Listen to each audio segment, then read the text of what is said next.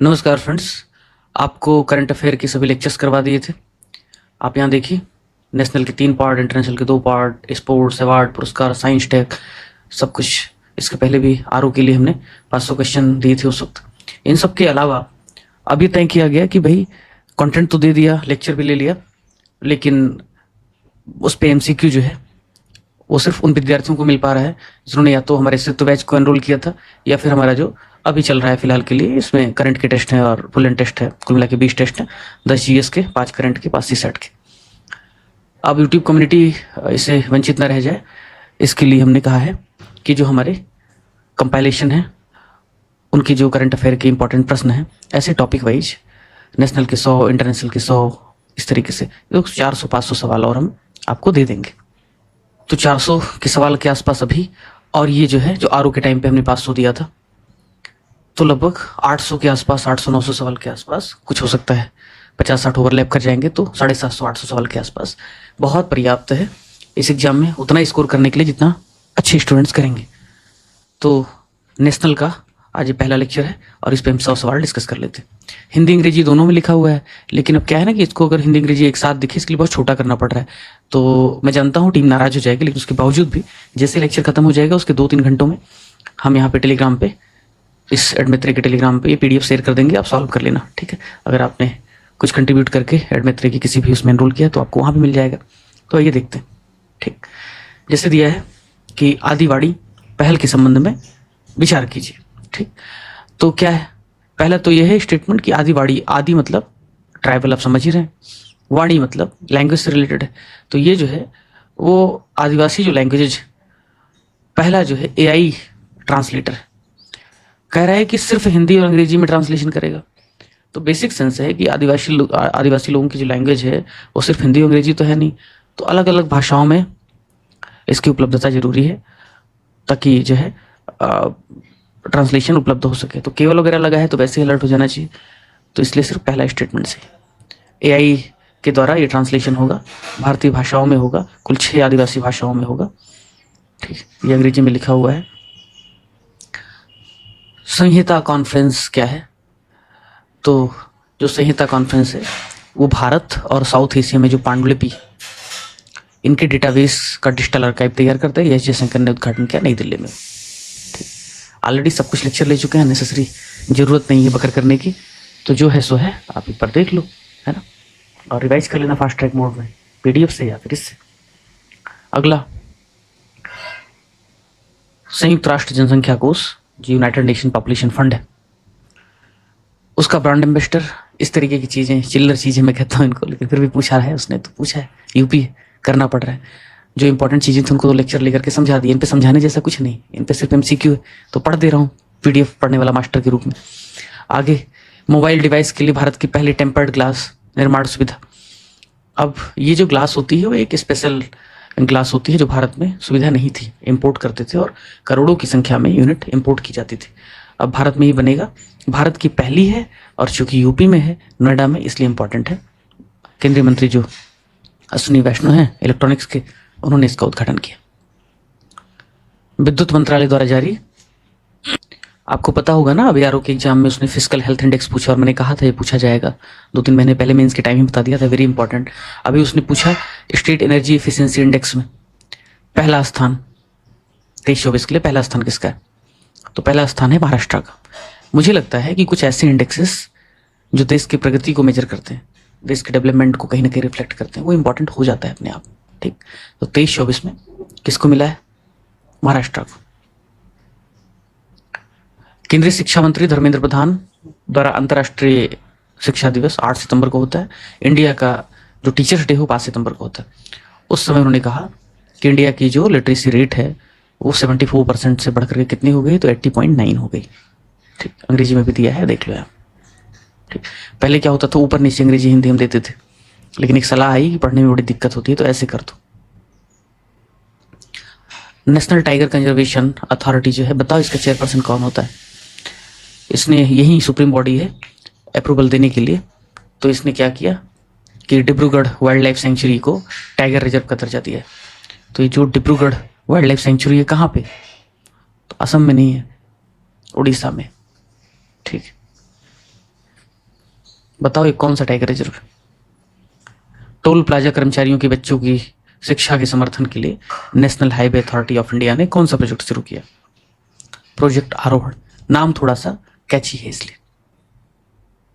हाल में लोकसभा की जो कार्यवाही है उसको संविधान की 8वीं अनुसूची की सभी भाषाओं में उपलब्ध कराने के लिए किन 3 नई भाषाओं को जोड़ा गया है? इसका आंसर है कश्मीरी, कोंकणी और संथाली। जो लोकसभा की कार्यवाही होती है उसको जितने राज्य हैं वहां तक भेजा जा सके इसलिए ट्रांसलेशन होता है, तो उसमें ये भी जोड़ दिया गया है। जैसे यूनाइटेड नेशन है उसकी जो कार्यवाही होती है उसमें अरबी है, उसमें मंदारिन है, इंग्लिश है, फ्रेंच। इंडिया चाहती है कि वो, भारत चाहता है कि वो हिंदी में भी उपलब्ध हो, लेकिन उसके लिए हमने बहुत प्रयास किया, वो हो नहीं पाया। जब देश ताकतवर होता है धीरे धीरे तो हो जाएगा, क्योंकि हिंदी बोलने वाले तो बहुत हैं इस देश में, पूरी दुनिया में उसका परसेंटेज ठीक ठाक है। बांग्ला हिंदी दोनों ठीक ठाक लेवल पे हैं, दोनों को दर्जा मिलना चाहिए यूनाइटेड नेशन में। तो यहाँ पे ये हो गया। भारत का पहला विदेशी अटल इनोवेशन सेंटर 2025 सितंबर में उद्घाटन हुआ इसका, पहला स्टेटमेंट। दूसरा स्टेटमेंट, आईआईटी दिल्ली का एक कैंपस हमने यूएई में स्थापित किया। तो ये एक रिवर्स ट्रेंड देखा जा रहा है। एक तरफ तो हम कोशिश कर रहे हैं कि जो इंटरनेशनल सेंटर ऑफ एक्सीलेंस है वो भारत में आके स्थापित करें अपने संस्थान, ताकि क्वालिटी एजुकेशन बढ़ सके। दूसरी तरफ हमारे जो सेंटर ऑफ एक्सीलेंस है उनको हम विदेशों में स्थापित कर रहे हैं, ताकि इंडिया में एजुकेशन के प्रति अट्रैक्शन हो बाहरी विदेशी स्टूडेंट्स का। अभी जो पढ़ने वाले आते हैं वहाँ पे, अभी मैं एक यूनिवर्सिटी में गया, बड़ी यूनिवर्सिटी है, तो उसका जो इंटरनेशनल, दिल्ली की यूनिवर्सिटी नहीं है वो, तो उसका जो इंटरनेशनल हॉस्टल है, तो मैंने समझने की कोशिश की कि कहाँ के स्टूडेंट ज़्यादा है, तो मोस्ट ऑफ द स्टूडेंट मुझे अफ्रीका के लगे। तो हम यूरोप के भी बच्चों को अट्रैक्ट कर पाएँ, ऐसी कोशिश करनी चाहिए। तो इसका उद्घाटन केंद्रीय शिक्षा मंत्री धर्मेंद्र प्रधान द्वारा उनकी यूएई यात्रा के दौरान किया गया। हाँ, तीनों ठीक है। पहले भी बताया था लॉजिकल गेसिंग में आपको कि जब दो स्टेटमेंट बहुत सकारात्मक हो, आपस में इंटरलिंक्ड हो, तो जनरली दोनों सही होते हैं। ठीक है, अननेसेसरी डाउट मत करना। भारत के 15वें उपराष्ट्रपति के रूप में एनडीए के उम्मीदवार सीपी राधाकृष्णन जीत गए चुनाव। इनके बारे में कुछ फैक्ट। तो वाइस प्रेसिडेंट के बारे में सिर्फ 10 मिनट में पूरा करंट, पूरा स्टैटिक, सब कुछ, पॉलिटी, अपना ये करंट अफेयर सब कुछ कवर कर लिया है। इसको देख लेना आप। ठीक, तो यहाँ पे एनडीए के जो उम्मीदवार थे सीपी राधाकृष्णन, उनको 452 वोट मिले, और इंडिया ब्लॉक के जो उम्मीदवार हैं थे बी सुदर्शन रेड्डी, उनको 300 वोट मिले। ये दोनों स्टेटमेंट ठीक है। कह रहा है मतदान का टर्नआउट जो है वो 90% से कम रहा है। ये कॉमन सेंस जिसके पास होगा, जो थोड़ा बहुत भी न्यूज़पेपर फॉलो करता है, उसको पता होगा कि व्हिप इशू कर दिया जाता है ऐसी स्थिति में, फिर भी क्रॉस वोटिंग हो ही जाती है, तो व्हिप इशू कर दिया जाता है। इसकी वजह से most of the candidate, most of the जो ये पार्लियामेंटेरियन है, जो इलेक्शन में पार्टिसिपेट करते हैं वाइस प्रेसिडेंट के, वो पार्टिसिपेट करते ही इलेक्शन में, नहीं तो फिर उनके खिलाफ नोटिस चला जाएगा। और जीत हार का विषय होता है ना, तो 90% बहुत कम हो गया। 98.2% है। एक किसी की बीमारी रही होगी, तबीयत खराब रहा होगा, इनवैलिड हो गया होगा, व्हाटएवर। ठीक, तो ऐसे अगला एक 1% था। भारत के उपराष्ट्रपति के बारे में निम्नलिखित कथनों पर विचार कीजिए। उपराष्ट्रपति का चुनाव केवल लोकसभा के निर्वाचित सदस्य करते। अरे नहीं भाई, लोकसभा और राज्यसभा दोनों के करते। ठीक, और वो भी निर्वाचित नहीं, आई थिंक सभी सदस्य करते हैं। ठीक है, राष्ट्रपति में खाली निर्वाचित होते। उपराष्ट्रपति राज्यसभा की पदेन सभापति एक्स ऑफिशियो चेयरपर्सन होते, ये भी ठीक बात है। और साधारण सी बात है कि जो राष्ट्रपति का चुनाव होता है उसमें इसलिए नॉमिनेटेड मेंबर नहीं पार्टिसिपेट करते हैं, क्योंकि राष्ट्रपति जो है वो एक हिसाब से पूरे देश का और जो एग्जीक्यूटिव है उसको रिप्रेजेंट करता है। वाइस प्रेसिडेंट जो है वो मोस्टली राज्यसभा के संचालन के लिए उसकी जिम्मेदारी होती है, और कंटिजेंसी में राष्ट्रपति के पद का निर्वहन करता है, तो उसके लिए नॉमिनेटेड लोग भी वोट करेंगे तो समस्या नहीं है। अगला है, उपराष्ट्रपति से संबंधित आर्टिकल्स को मैच कीजिए। इस तरीके के सवाल हमेशा पूछता है, तो करंट में है तो पूछ ही सकता है, इसलिए हमने इसको डाला हुआ है करंट समझ करके, स्टैटिक नहीं। तो देख लो भाई, यही सीधे आंसर ही देखो। आर्टिकल जो 63 है, यहाँ से देख लेते हैं अंग्रेजी वाले से। आर्टिकल जो 63 है वाइस प्रेसिडेंट के ऑफिस के बारे में बताता है। 10 मिनट का वीडियो देख लेना, बहुत इंपॉर्टेंट है जो भी दिखाया था। वो ऑफिस बताता है कि वाइस प्रेसिडेंट होगा, there shall be vice president. Article 64 जो है वो बताता है कि vice president of India chairperson होंगे एक्स ऑफिसियो राज्यसभा के। 66 कहता है उनका इलेक्शन कैसे होगा, और 67 कहता है उनका टर्म ऑफ ऑफिस कैसे होगा। ठीक, अब अगर बहुत घुस के उसको पूछना होगा तो बताएगा कि कौन से आर्टिकल के तहत उनको इम्पीच किया जा सकता है या वो रिजाइन कर सकते हैं, तो सब उसका कौन सा क्लॉज होगा, तो वो 10 मिनट की वीडियो में आपको पूरा मिल जाएगा। दादा भाई नौरोजी के जीवन के 200 साल पूरे हो गए। तो उनकी जयंती मनाई गई। तो बताओ उनके बारे में क्या सही। Grand old man of India, ठीक बात है। भारतीय राष्ट्रीय कांग्रेस के प्रथम अध्यक्ष थे। अब इसमें कह रहा है कि वह भारतीय राष्ट्रीय कांग्रेस के प्रथम अध्यक्ष थे, वो पहले नहीं थे, वो दूसरे थे एक्चुअली, तो यहाँ पे सेकंड होगा। तीसरा कह रहा है ड्रेन ऑफ वेल्थ की थ्योरी दिया, तो दूसरा स्टेटमेंट गलत है, पहला और तीसरा सही है। ऑप्शन फ्रेम होने में थोड़ा कुछ गड़बड़ हुआ क्या? ठीक है, ओके, ठीक। उनके बारे में कुछ और फैक्ट देख लो। पहला तो ये है कि संस्थापक सदस्य थे 3 बार, 86, 93, क्रोनोलॉजी में आ जाएगा किसी और प्रेसिडेंट के साथ, तो ध्यान रहे 1906, ये वही 1906 है जब गरम दल के लोग चाहते थे बाल गंगाधर तिलक बने, तो पहले तो दादा भाई नौरोजी को बना दिया गया, तो लोगों ने कहा इतने सम्मानित व्यक्ति हैं, क्या ही दिक्कत। लेकिन बुरा तब हो गया जब सूरत में अधिवेशन करके, और जो कांग्रेस का नियम था कि भाई होम स्टेट वाला व्यक्ति नहीं बन सकता चेयर, तो तिलक को दूर रखा गया। और जैसे ही रास बिहारी घोष बने तो जूता चप्पल चल गया 1907 में। 1892 में सेंट्रल फिंसबरी सीट से ब्रिटिश पार्लियामेंट में चुने जाने वाले पहले भारतीय थे। और भारत की प्रशासन पर कितना खर्च होता है, कैसे गवर्नेंस होता है, उसको लेकर के उन्होंने काफ़ी बात की। और भारत का जो धन है वो किस तरीके से ब्रिटिश होम चार्जेस से लेकर के न मालूम कितने डिफेंस बे के माध्यम से ब्रिटेन ले जा रहे हैं, उसको उन्होंने उजागर किया। राष्ट्रगुफ्तार नामक एक गुजराती भाषा में थी पत्रिका की शुरुआत की। 1866 में लंदन में ईस्ट इंडिया एसोसिएशन की स्थापना की। ठीक है, यहां पे ठीक है, देखो अंग्रेजी वाला, first president of national Congress, ठीक। तो अच्छा, यहाँ पे सेकंड एंड थ्री, ठीक है, तो फिर ये भी होना चाहिए ना, पहला भी तो सही है। इसको मैं करेक्ट करवा देता हूं। अंगीकार 2025 अभियान किस योजना के तहत शुरू किया गया है? तो यह है प्रधानमंत्री शहरी 2.0। ठीक, क्यों लॉन्च किया गया? अंगीकार 2025 आवास और शहरी कार्य मंत्रालय द्वारा प्रधानमंत्री आवास योजना अर्बन 2.0 के तहत अंतिम छोर तक जागरूकता पहुंचाने के लिए लॉन्च किया गया एक अभियान। अगला, जो नेशनल क्रिटिकल मिनरल मिशन है उसके बारे में विचार करना है। बहुत चर्चा चल रही है, प्राइम मिनिस्टर की भी बहुत वो है जोर इस पे। अभी कल के न्यूज़पेपर में फोटो था कि असीम मुनीर पाकिस्तान के डोनाल्ड ट्रंप को रेयर अर्थ मेटल दिखा रहे हैं, मतलब कितनी हास्यास्पद बात है। तो जो नेशनल क्रिटिकल मिनरल मिशन है इसलिए है क्योंकि चाइना ने सप्लाई रोक दी, हमें यूरोप और बाकी जगहों से लेना पड़ रहा है, महंगा पड़ रहा है और दिक्कत हो रही है। तो एक तो हम जो वेस्ट टू वेल्थ का जो हमारा आह्वान है कि साइक्लिक इकोनॉमी, चक्रीय इकोनॉमी जिसको हिंदी में बोलते हैं, चक्रीय इकोनॉमी, चक्रीय अर्थव्यवस्था बढ़ानी है, तो जो भी हमारे इलेक्ट्रॉनिक प्रोडक्ट्स हैं अगर उनको रिसाइकिल किया जाए ऑर्गेनाइज्ड सेक्टर में, तो उसमें से बहुत सारी क्रिटिकल चीज़ें हम निकाल सकते हैं और रीयूज कर सकते हैं। तो रिड्यूस, रीयूज, रिपर्पज के माध्यम से चक्रीय इकोनॉमी बढ़ सकती है। बट उसके अलावा भी क्रिटिकल मिनरल मिशन के लिए सरकार क्या कोशिश कर रही है? 2025 में केंद्रीय मंत्रिमंडल ने एसेंट दिया, स्वीकृति दिया, ठीक है। इसके लिए 16,300 करोड़ रुपए एक्सपेंस किया जाएगा, यह भी ठीक है। और वित्त मंत्री ने 2024-25 के बजट में इसकी घोषणा कर दी थी। तो तीनों स्टेटमेंट एब्सोल्युटली राइट हैं। ऑनलाइन गेमिंग के बारे में लग रहा है सवाल आएगा, इस पे डिटेल में बात करेंगे हम मेंस के टाइम पे। मेंस के बारे में आपको पता ही है कि हमने 2024 में बहुत शानदार तरीके से पढ़ा था और बहुत उसकी सफलता आपके सबके सामने है। बहुत सारे स्टूडेंट ने एनरोल किया था। इस बार बहुत अच्छी फैकल्टीज को हमने रखा है और बहुत योग्य लोग हैं काम करने वाले। नेतृत्व तो हम लोग करेंगे, लेकिन काम करने के लिए 12-13 लोग लगातार काम कर रहे हैं 2 महीनों से। उसका रिजल्ट आपको दिखेगा। अलग अलग टीम बना दी गई है, तो मतलब हर चीज़ की अलग टीम है। और जो 1 टॉपिक 1 पेज पे काम कर रहा है उसके लिए 1 टॉपिक 1 पेज चल रहा है। GS2 पे जो काम कर रहा है उसके लिए GS2, एथिक्स के लिए जो काम कर रहा है एथिक्स अलग से कर रहा है। तो बहुत ही बेहतर कंटेंट और उस पर लेक्चर आपको उपलब्ध हो जाएगा। अपनी एक्सीलेंस को एक लेवल ऊपर लेके जाना है। तुमको लग रहा होगा प्रचार कर रहा है, बट बताना तो पड़ेगा ना जो नए स्टूडेंट। ऑनलाइन गेमिंग संवर्धन और विनियमन अधिनियम 2025 के बारे में कौन सा कथन सही है? तो ऑनलाइन गेमिंग के बारे में देख लो एक बार। Which of the following statement are correct about promotion and regulation of online gaming act 2025। इस एक्ट के बारे में कह रहा है कि ये कंप्लीट प्रोहिबिशन है, पूर्ण बैन है, संपूर्ण बैन है। किस पर?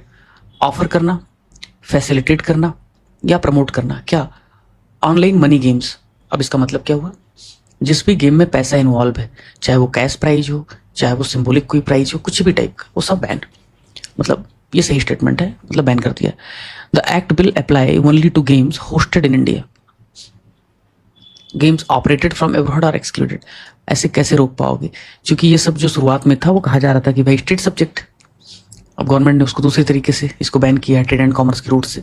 तो स्टेट सब्जेक्ट माना जाने की वजह से पता लगता था तमिलनाडु बैन करेगा तो सिक्किम में कोई चैनल शुरू हो जाएगा और वहाँ से लोग तमिलनाडु में एक्सेस करेंगे। और चूंकि इन्फॉर्मेशन इलेक्ट्रॉनिक्स ये सब तो सेंटर का सब्जेक्ट है, तो इसकी वजह से स्टेट उसको रोक नहीं सकते थे। इसीलिए अब नेशनल बैन लगाया गया है, और कहीं से भी तुम कुछ भी करो, इंडिया में नहीं चल सकता है, एक्सक्लूजन नहीं है किसी भी टाइप का। तो दूसरा गलत हो जाएगा अपने आप में। और जरा तुम इसको ध्यान से पढ़ोगे तो सोचोगे कि अगर बाहर से ऑपरेट होगा तो फिर तो पर्पज ही डिफीट हो गया ना। The act provides for promotion and recognition of e sport as a legitimate sport. अब स्किल बेस्ड जो गेम है और जो एक एंटरटेनमेंट के लिए जो है और लर्निंग के लिए जो गेम है, जैसे चेस वगैरह खेलते हैं, पैसा नहीं इन्वॉल्व है, और ई स्पोर्ट जो है उनको प्रमोट किया जाएगा। तो मोस्ट प्रोबेबली आने वाले कुछ सालों में जैसे बड़ी बड़ी जो गेम्स थी, मनी लॉन्ड्रिंग कह रहा हूँ, जो ऑनलाइन मनी गेम्स वाले थे, रियल मनी वाले, वो सब ई स्पोर्ट की तरफ शायद शिफ्ट करेंगे। पहले से उनको पता भी रहा होगा, अंदाजा भी रहा होगा कि ऐसा कुछ हो सकता है, तो शिफ्ट कर जाएंगे। तो तीसरा सही है, पहला सही है, दूसरा स्टेटमेंट गलत है। ठीक, वैसे डर इस बात का है कि जिस तरीके से VPN का यूज करके या बाकी इलीगल टूल्स यूज करके लोग एक्सेस करते हैं, तो हो सकता है एक्सेस होता रहे। तो गवर्नमेंट को इसको रेगुलेट करने का एक चैलेंज तो आएगा, इसको आप मेंस में लिख सकते हैं कि इसका एनफोर्समेंट एक बड़ा चैलेंज होगा। और दूसरा चैलेंज होगा, इसका बता ही देता हूँ, कि जो पॉलिसी फ्लिप फ्लॉप है कि हर साल 2 साल में आप कुछ चेंज करते हैं, बैन करते हैं, करना ही था तो आप पहले कर लेते। इतनी बड़ी इंडस्ट्री डेवलप हो गई तो उसमें एम्प्लॉयमेंट का, इकोनॉमी की कहीं ना कहीं टर्बुलेंस का एक खतरा रहेगा, तो कौन इन्वेस्टमेंट करेगा, बहुत सारे लोगों का पैसा लगा हुआ था। राष्ट्रीय खेल प्रशासन अधिनियम बहुत इंपॉर्टेंट है, प्लीज इसको देख लो। मेंस के लिए तो मैं कह रहा हूँ, अभी से प्रेडिक्ट कर दे रहा हूँ, पिछली बार प्रेडिक्शन में 50-60% सवाल आए, ये सवाल आना ही आना है किसी न किसी रूप में। नेशनल स्पोर्ट गवर्नेंस एक्ट जो पास हुआ है वो बहुत ऐतिहासिक है, बहुत ऐतिहासिक है। तो उसके बारे में क्या सही है, पहला तो ये कह रहा है कि नेशनल ओलंपिक कमेटी स्थापित किया जाएगा, नेशनल पैरालंपिक कमेटी, और हर खेल के लिए एक नेशनल स्पोर्ट फेडरेशन होगा और एक रीजनल स्पोर्ट फेडरेशन होगा। ये सारे स्टेटमेंट ठीक है। और ये जो परमिशन देगा वो करेगा नेशनल स्पोर्ट जो बोर्ड होगा, वो परमिशन देगा। अगर कोई डिस्प्यूट या बवाल हो जाता है तो ये स्पोर्ट ट्रिब्यूनल बोर्ड होगा, एक ट्रिब्यूनल होगा, और वो ट्रिब्यूनल, स्पोर्ट ट्रिब्यूनल इस डिस्प्यूट को रिजॉल्व करेगा, इस डिस्प्यूट को देखेगा, रिड्रेस करेगा, जब तक कि मामला अंतर्राष्ट्रीय गेम का, अंतर्राष्ट्रीय ज्यूरिडिक्शन का, अंतर्राष्ट्रीय कंपटीशन का ना हो। ये ट्रिब्यूनल का क्षेत्राधिकार होगा, यहीं जाना पड़ेगा, आप सीधे कोर्ट नहीं जा सकते।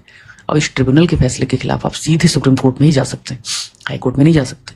इसका फायदा होगा तो एथलीट को फायदा होगा, एथलीट सेंट्रिक है, बहुत जल्दी डिस्प्यूट सॉल्व होगा, तो एक पर्टिकुलर डिस्प्यूट की वजह से पूरा खेल नहीं हाईजैक हो जाएगा।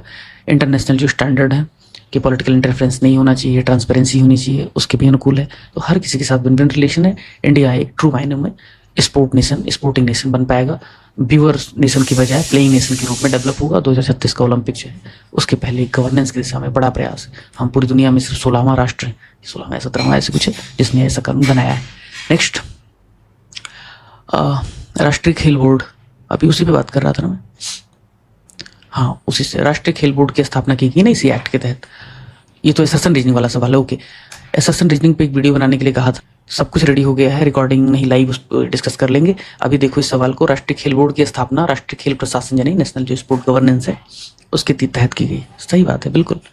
राष्ट्रीय खेल बोर्ड को खेलों के लिए नामांकन देना, सुरक्षित खेल नीति बनाना और राष्ट्रीय खेल चुनाव पैनल का रोस्टर बनाए रखने का अधिकार है।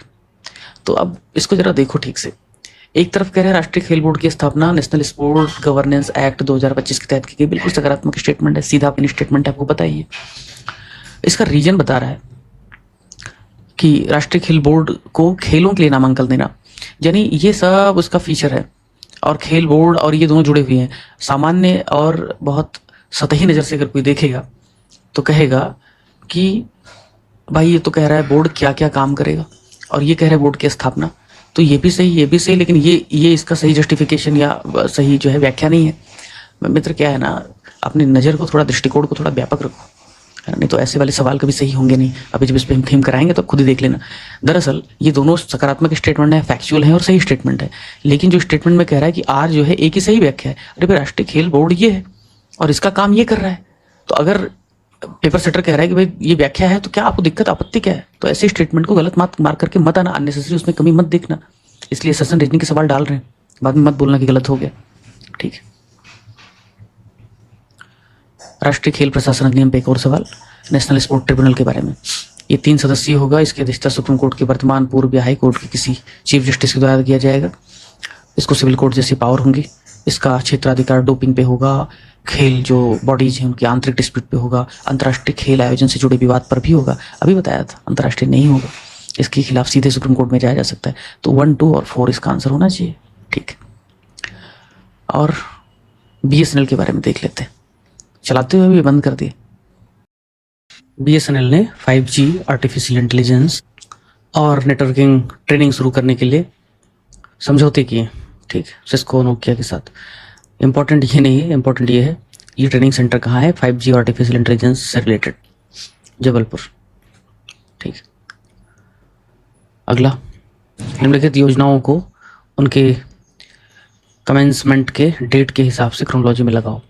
इस तरीके के सवाल उसने पूछा है लास्ट ईयर, आपको पता है। तो ये जो दिया है विकल्प में उसकी क्रोनोलॉजी ऐसी है: Beti Bachao Beti Padhao 2015, soil health card 2015, मुद्रा योजना 2015, अटल पेंशन योजना 2015। ध्यान के रखना सब 2015 के। तो पहले बेटी बचेगी पढ़ेगी तो ही तो सॉयल हेल्थ कार्ड के बारे में जान पाएगी, मॉडर्न टेक्नोलॉजी और साइंटिफिक एग्रीकल्चर कर पाएगी। तो जब उसके पास बचत होगा, पैसा आएगा, तो लोन वगैरह लेगी, बैंकिंग चैनल से जुड़ेगी, और फिर बाद में जो सेविंग होगा उसके माध्यम से अपने लिए पेंशन के लिए इंश्योरेंस खरीदेगी। ठीक, जनवरी फरवरी अप्रैल मई, ऐसे याद रखो। बाकी कुछ स्कीम देख लो: बेटी बचाओ पढ़ाओ जैन 2015, मृदा स्वास्थ्य 15 फेब में, मुद्रा योजना अप्रैल 15, अटल पेंशन योजना मई 15, अमृत स्कीम जून 15, फिर घर बनाएगी अपने लिए, इस टाइप का है ना। स्मार्ट सिटी जून 15, फिर PM आवास अर्बन 2015 में, पहले अर्बन शुरू किया गया था, रूरल उसके बाद शुरू किया गया था 2016 में। डिजिटल इंडिया 2015 जुलाई में, PM कृषि सिंचाई जुलाई 2015, कौशल विकास योजना जुलाई 2015, gold monetisation and sovereign gold bond scheme 2015 के नवंबर में, उदय स्कीम नवंबर 2015 में। कुछ और योजनाएं, फ्लैगशिप स्कीम आती है सेंटर और स्टेट की, ऑलरेडी स्कीम पे हमने एक वीडियो बनाया है। यहाँ पे देखो, इसको कुछ 7,000 लोगों ने 8,000 लोगों ने देखा हुआ है। इनके प्रश्न भी फ्रेम हो रहे हैं, प्लीज देख लीजिएगा इसे अगर आपको लगता है। कितने मिनट का है? सिर्फ 20-25 मिनट का वीडियो। तो हाल ही में इन योजनाओं के 10 साल पूरे हो गए हैं, तो आ सकते हैं, देख लो इसे। अमृत योजना जून 15, स्मार्ट सिटी जून 15, डिजिटल इंडिया जुलाई 15, कौशल विकास जुलाई 15। ठीक, इनको भी ऐसे ही याद रख सकते हो कि जब शहर होगा पहले तो उसी को हम स्मार्ट बनाएंगे, जब अच्छे शहर हो जाएंगे तो डिजिटल इंफ्रास्ट्रक्चर लगाएंगे, डिजिटल इंडिया होगा, लोगों का इससे कौशल डेवलप होगा।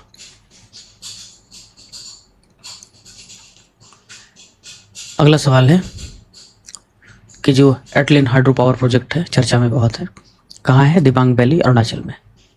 ठीक, चर्चा में था, न्यूज में था एक्चुअली।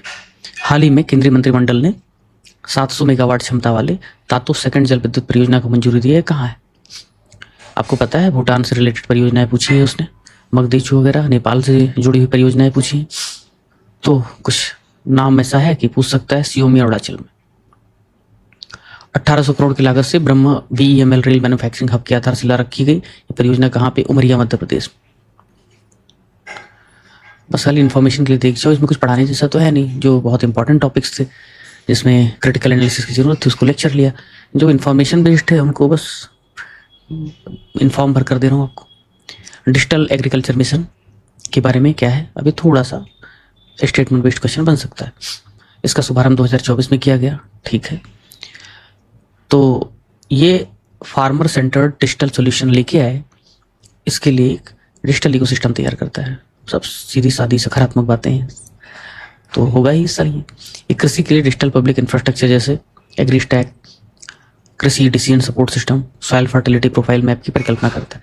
अरे भाई, जब डिजिटल एग्रीकल्चर का मतलब ही है डिजिटल इंफ्रास्ट्रक्चर के माध्यम से किसानों की समस्याओं का समाधान करना, तो ये सब किसानों की समस्याएं हैं जिनका समाधान करेगा। सब इंटरलिंक्ड हैं, पॉजिटिव हैं, टॉपिक से जुड़े हुए हैं, ऑल आर करेक्ट। एग्रीस्टैक के बारे में, ये किसानों और कृषि क्षेत्र पर केंद्रित तकनीक और डिजिटल डेटाबेस का संग्रह है। ठीक है, इसका उद्देश्य किसानों की को जो एग्रीकल्चर प्रोडक्ट है उसमें वैल्यू चेन में और हम एनहांसमेंट कर पाए। ठीक है, इस सरकार का जो डिजिटल इंडिया कार्यक्रम है उसके अनुरूप है। बिल्कुल यार, डिजिटल कोई प्रोग्राम चलेगा तो डिजिटल इंडिया प्रमोट होगा ही उससे। ये स्टेटमेंट और ये क्वेश्चन इस तरह से बनाया गया ताकि आप इसे समझ सके कि एग्जाम में आयोग जब कोई इस तरह से प्रश्न पूछता है तो अननेसेसरी नहीं सोचना है, बस पढ़ लो, कुछ खटके तो सोचो, नहीं तो यस, अंग्रेजी में भी वही लिखा हुआ है। ठीक है, पीडीएफ आपको मिलेगा ये।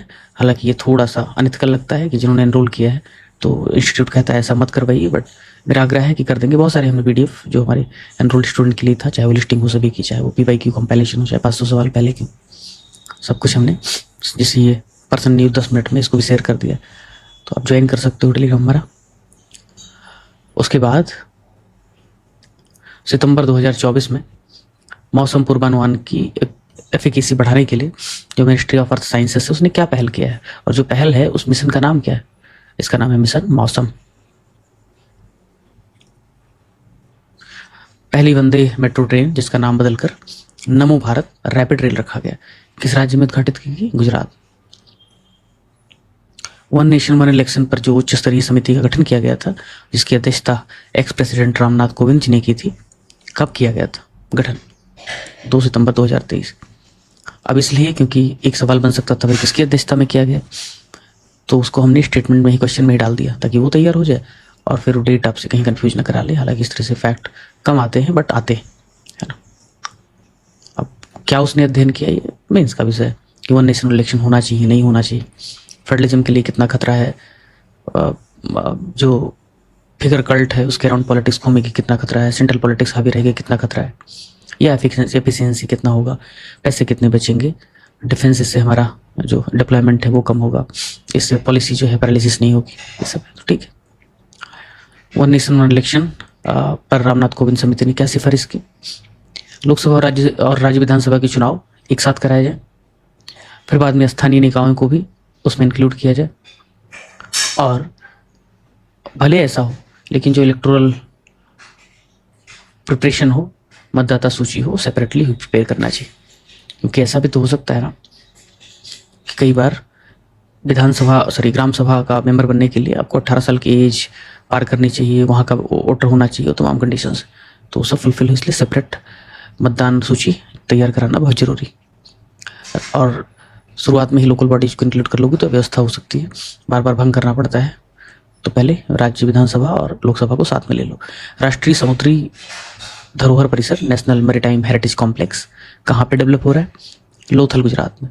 लोथल बहुत चर्चा में है और हमने एमसीक्यू भी कराया था, इस पर कुछ ना कुछ तो पूछेगा, क्योंकि एक तो अभी जो 41st सेशन हुआ इंटरनेशनल ओलंपिक कमेटी का, पीएम ने कहा कि, और सही भी बात है, 10,000 की कैपेसिटी का वहाँ पे एक स्टेडियम पाया गया है खुदाई में।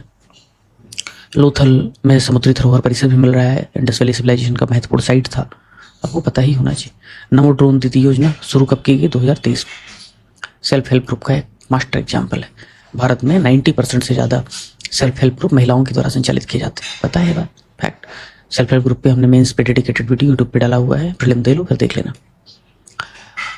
फिर आगे है निम्नलिखित योजनाओं पर विचार कीजिए। ये सब योजनाएं शिक्षा से कौन सा रिलेटेड है? तो भाई सब शिक्षा से रिलेटेड है, ठीक है। पहले विद्यालक्ष्मी आया, फिर प्रियमश्री आया, फिर निपुण आया, निष्ठा आया। विद्यालक्ष्मी शुरुआत में विद्यार्जन के लिए मान लो, हालांकि था वो ऋण के लिए। फिर प्रियमश्री आया ताकि मॉडल स्कूल बेहतर हो सके। निपुण भारत, सब कोई निपुण हो जाए, कौशल डेवलप हो। फिर निष्ठा आया ट्रेनिंग के लिए, ठीक है। पहले इंफ्रा ठीक करोगे, रिक्रूटमेंट करोगे, उसके बाद ही ट्रेनिंग दोगे। मतलब ईयर के हिसाब से पलट गया, ये लॉजिक लगा नहीं है आप, लेकिन निष्ठा किस लिए, निष्ठा किस लिए है, पीएमश्री किस लिए है, अगर ये समझना है तो आपको समझना पड़ेगा कि निष्ठा कोई निष्ठा जगाने के लिए नहीं है, बल्कि ट्रेनिंग के लिए एक पहल है, ठीक। कैसे पढ़ाया जाना चाहिए? केंद्रीय पोर्ट, शिपिंग और जलमार्ग मंत्री द्वारा हाल ही में शुरू की गई जलवाहक योजना के संबंध में कौन सा कथन सही है? इसका पर्पज है कि भाई जो इनर वाटरवे है, इनलैंड वाटरवे है, उसके माध्यम से कार्गो जो है ज़्यादा आए, लॉजिस्टिक कॉस्ट कम हो, सड़क पे ट्रैफिक जाम ना हो। और कहाँ लागू किया जाएगा इसे? तो पहले नेशनल वाटरवे 1 जो हल्दिया और प्रयाग वाला है, फिर दूसरा ब्रह्मपुत्र वाला, और फिर सोलामा जो बराक नदी पर है। तो सोलामा पे नहीं है, एक्चुअली ये गलत है। क्या दिक्कत है भाई? यहाँ पे कह रहा है 1 और 2 सही है। हाँ, दोनों सही है, ठीक है। मुझे लगा तीसरा स्टेटमेंट, ये दोनों सही, बराक पे भी, ब्रह्मपुत्र पे भी, गंगा पे भी, दोनों स्टेटमेंट है। एक ही स्टेटमेंट में 3 बातें लिखते हैं। नई राष्ट्रीय शिक्षा नीति 2020 के बारे में क्या सही है? 3 भाषा जो फार्मूला है, 3 लैंग्वेज फार्मूला है। पहले 3 लैंग्वेज फार्मूला में समझा देता हूँ क्या होता है। मान लो तमिलनाडु है तो उनकी मातृभाषा में शिक्षा दी जाएगी तमिल में, फिर कोई एक भारतीय भाषा जिसमें वो हिंदी चुन सकते हैं, और फिर इंग्लिश, कोई एक विदेशी भाषा। ये 3 लैंग्वेज फार्मूला है। ऐसे ही नॉर्थ इंडिया वाले, हिंदी हो गया उनकी मातृभाषा मान लो, फिर कोई एक भारतीय भाषा मान लो तेलुगु या तमिल चुन लिया, और एक विदेशी भाषा यानी कि इंग्लिश चुन लिया। जैसे 3 लैंग्वेज फार्मूला। तो क्या कह रहा है, कौन सा सही है?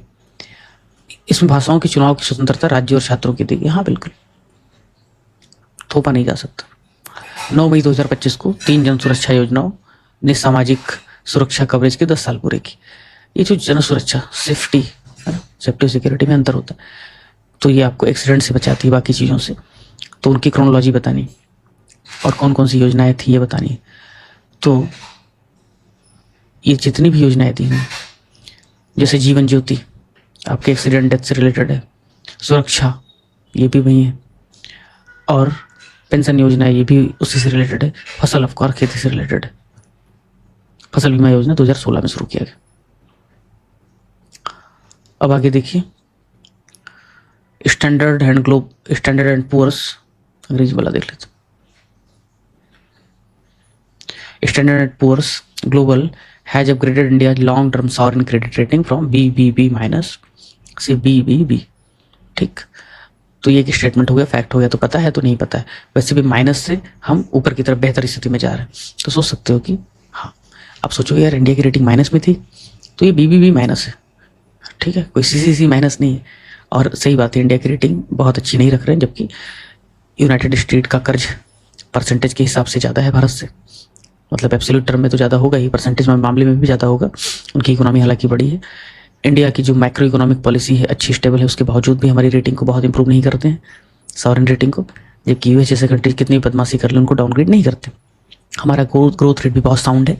तो ये सब जो भेदभाव हो रहा था, इसीलिए ब्रिक्स वालों ने अपनी खुद की रेटिंग एजेंसी बनाने का फैसला किया। इंडिया ने खुद भी अपने देश के अंदर ही कुछ बड़े रेटिंग एजेंसी को डेवलप किया जाए, प्रमोट किया जाए ग्लोबल लेवल पे। बिग 4 बनाने की भी कॉन्सेप्ट रखी है अभी प्राइम मिनिस्टर ने। तो अभी फिलहाल भारत की रेटिंग BBB हो गई स्टैंडर्ड एंड पुअर्स के हिसाब से। और ये अपग्रेड कह रहा है इंडिया के रोबस्ट और सस्टेन्ड इकोनॉमिक ग्रोथ की वजह से हुआ, इंफ्रा डेवलपमेंट की वजह से, इन्वेस्टमेंट की वजह से, पॉलिसी की वजह से, जो भी दे दे सब सही, दोनों जुड़े हुए हैं। दूसरा पहले को जस्टिफाई कर रहा है, सही रीजन बता रहा है। अब और क्या चाहिए तुमको यार? तब कहोगे कि ये वाला ऑप्शन सही। साभार AI किससे संबंधित है? तो ये टूल भाषणी प्लेटफॉर्म के साथ इंटीग्रेटेड है। और केवल वाला छोड़ दो यार, क्यों डेवलप ऐसा कोई AI होगा जो सिर्फ हिंदी अंग्रेजी में बात कर? डूब जाएगा ना।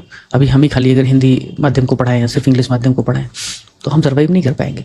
हम वो नहीं है कि नेशनलिज्म के नाम पे साबुन तेल बेचते हैं, पतंजलि के नाम पे बेचते हैं, वैसा नहीं करना है। हिंदी के नाम पे कचरा बेचते हैं बड़े इंस्टीट्यूट की तरह, सैकड़ों करोड़ कमा ले हिंदी के नाम पे, नहीं। और मठाधीश की तरह इंडिविजुअल इमेज नहीं, वो नहीं। अंत में आपकी इंडिविजुअल इमेज आपकी है, इंस्टीट्यूट आपका छात्रों के हित में क्या कर रहा है वो एक बड़ी बात इसमें क्रिटिसिज्म की नहीं। बात ये आप इंडिविजुअल बेहतर भी हैं तो भी उस बेहतरी से छात्रों का क्या फ़ायदा। इसलिए पर्सनालिटी कल्ट से बचना चाहिए, उस माया से बचना चाहिए। और एडमित्रेय में पर्सनालिटी कल्ट से बचा जा सके, मैं से बचा जा सके, इसलिए जो भी अच्छे लोग हैं उनको मैं प्रमोट कर रहा हूँ पढ़ाने के लिए।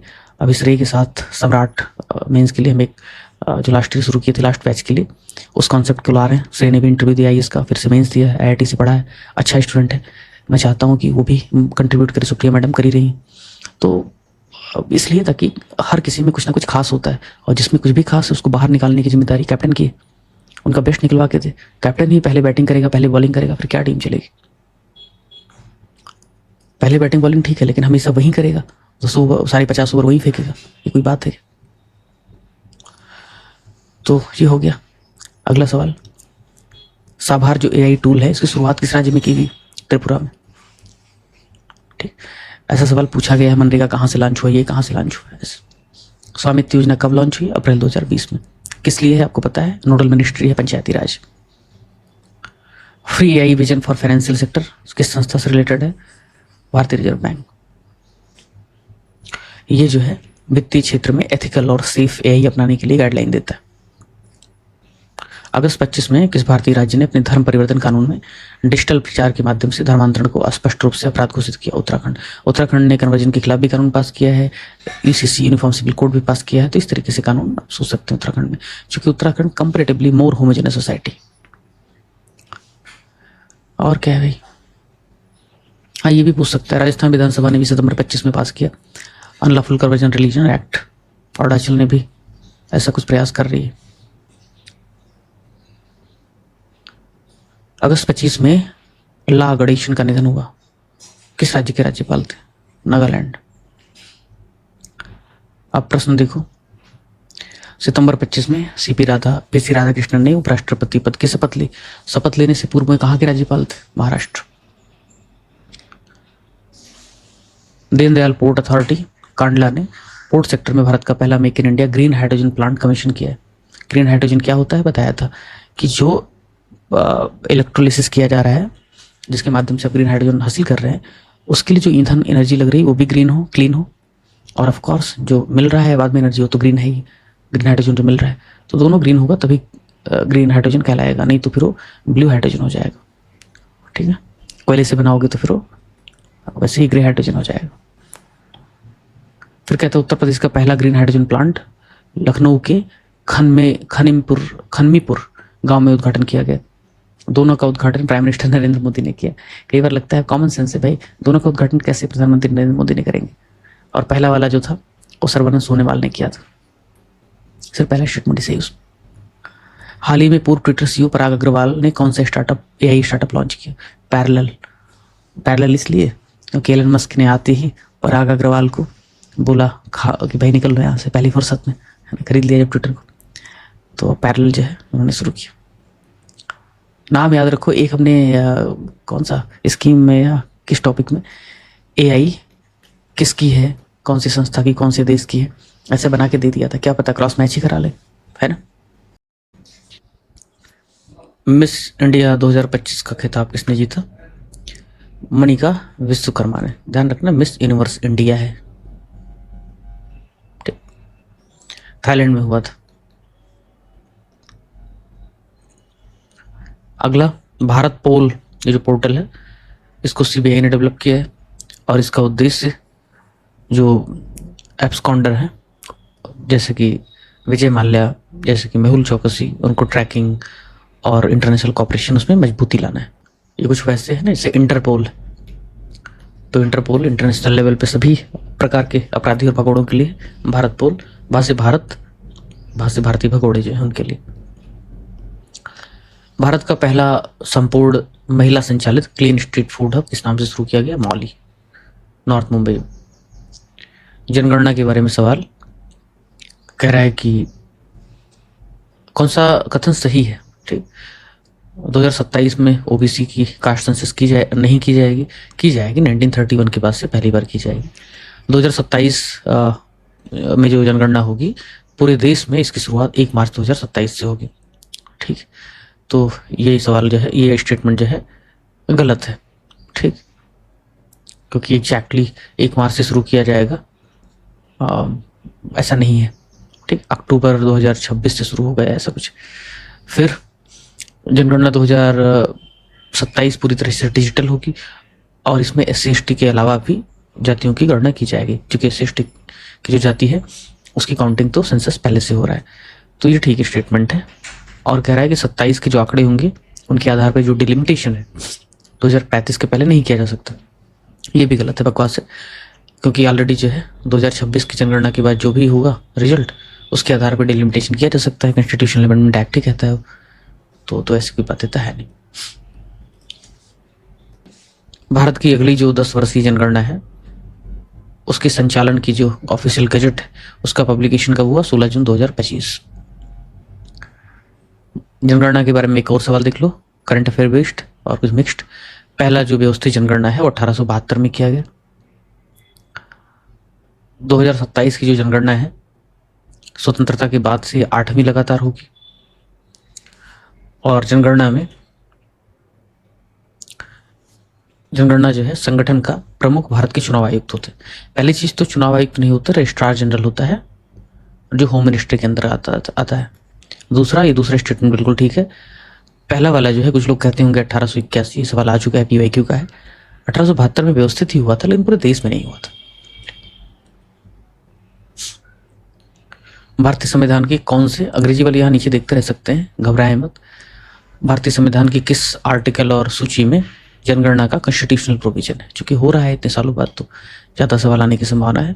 जितनी भी सूचियां हैं, चाहे वो फिर यूनियन हो, स्टेट हो और कंकरेंट हो, उनके बारे में जिक्र 246 आर्टिकल में है और ये यूनियन लिस्ट में है, एंट्री नंबर 69।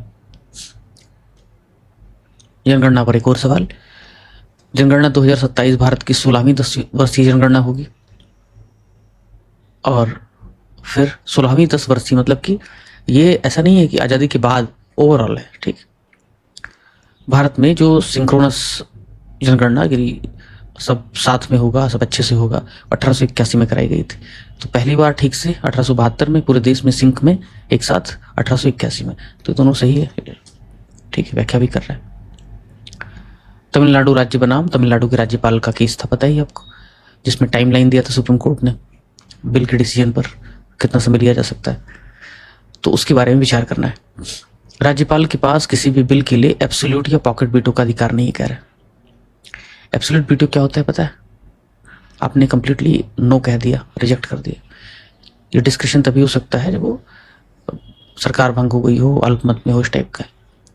पॉकेट वीटो अनिश्चित काल के लिए रखने का अधिकार नहीं है कह रहा है, सुप्रीम कोर्ट ने कहा है, ठीक है। ये कॉन्स्टिट्यूशन में लिखा है, ऐसा नहीं, सुप्रीम कोर्ट ने कहा है कि तुम पॉकेट वीटो नहीं कर सकते, अनिश्चित काल के लिए नहीं रख सकते बिल को, बिल्कुल कहा है। 3 महीने का टाइम दे दिया था, डिसाइड करो। तो इनफाइनाइट टाइम, अनिश्चित काल की देरी जो है वो असंवैधानिक, अनकॉन्स्टिट्यूशनल है, और टाइम लिमिट फिक्स कर दिया कोर्ट ने। तीसरा स्टेटमेंट है, राष्ट्रपति को जो रिजर्व्ड विधेयक उस पर 6 महीने के अंदर निर्णय करना पड़ेगा। पहली चीज तो सुप्रीम कोर्ट ने कहा 8 अप्रैल 2025 को कि राज्यपाल पॉकेट वीटो नहीं कर सकते इसे राष्ट्रपति के पास, अनिश्चितकालीन की देरी असंवैधानिक है। राज्यपाल को 1 महीने और राष्ट्रपति को 3 महीने के भीतर निर्णय करना पड़ेगा, 6 महीने की समय सीमा का कोई प्रावधान नहीं। अगला सवाल असर्शन और रीजनिंग का है। अनुच्छेद 200 और 201 राज्यपाल और राष्ट्रपति द्वारा विधेयकों पर कार्यवाही हेतु समय सीमा डिसाइड करता है। सुप्रीम कोर्ट ने अप्रैल 2025 में समय सीमा तय करके इसे न्यायिक रूप से लागू करने के योग्य बनाया। हाँ, ये तो अभी हमने पढ़ा, ठीक है, लेकिन यार ये आर्टिकल 201 में टाइम लिमिट नहीं दिया हुआ है। अगर दिया होता तो कॉमन सेंस लगा, सुप्रीम कोर्ट की जरूरत क्यों पड़ती, ठीक। 2 विपरीत स्टेटमेंट जो बिल्कुल एक दूसरे के उल्टे हो, उनमें से कोई एक ही सही होगा, दोनों नहीं सही हो सकता। ये थीम था। ये सवाल देखो, मेंस में पढ़ाया था इसको, डिजास्टर मैनेजमेंट एक्ट पे, डिजास्टर वाले टॉपिक में, GS पेपर 3 कि अर्बन डिजास्टर मैनेजमेंट एक्ट का प्रावधान किया गया है। तो देखो, कह रहा है कि आपदा प्रबंधन जो संशोधन विधेयक 2024 की विशेषता है वो कौन सी? पहला तो यह है कि आपदा योजना अब नेशनल और स्टेट की एग्जीक्यूटिव कमिटीज देखेंगे, तो ऐसा नहीं किया गया, इसको चेंज करके NDMA और SDMA को दे दिया गया। ये बड़ा परिवर्तन है, तो पहला गलत हो जाएगा, ये ऐसा पहले प्रोविजन था 24 के। दूसरा, राज्य सरकारों को शहरी आपदा प्रबंधन यानी अर्बन डिजास्टर मैनेजमेंट अथॉरिटी स्थापित करने का अधिकार देता है, ताकि शहरों में कोई दिक्कत हो तो खुद ही संभाल लें, ये ठीक है। NDRF और NCMC को क्यों हटाएंगे? आपदा प्रबंधन संशोधन विधेयक 2024 को राष्ट्रपति की मंजूरी 29 मार्च 2025 को मिल गई।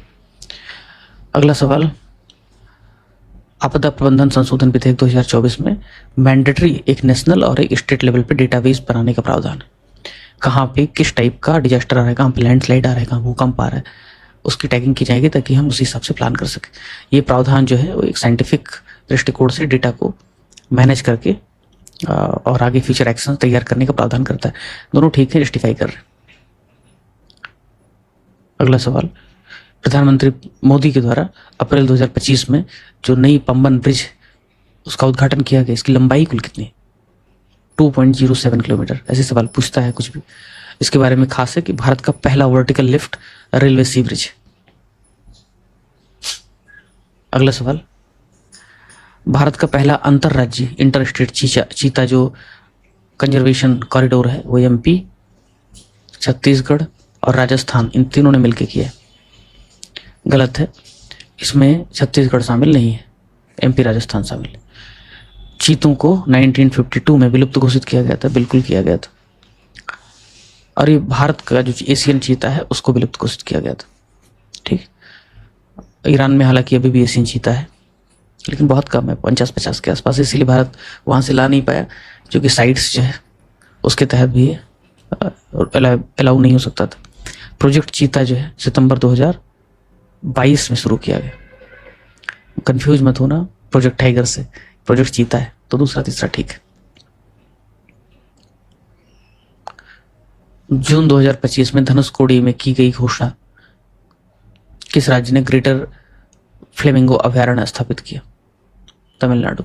तमिलनाडु ने एक और बहुत अच्छा काम किया है, सी काऊ यानी जिसे हम डुगोंग बोलते हैं ना, उसके कंजर्वेशन को लेकर के पेट एग्जाम्पल है कम्युनिटी पार्टिसिपेशन का।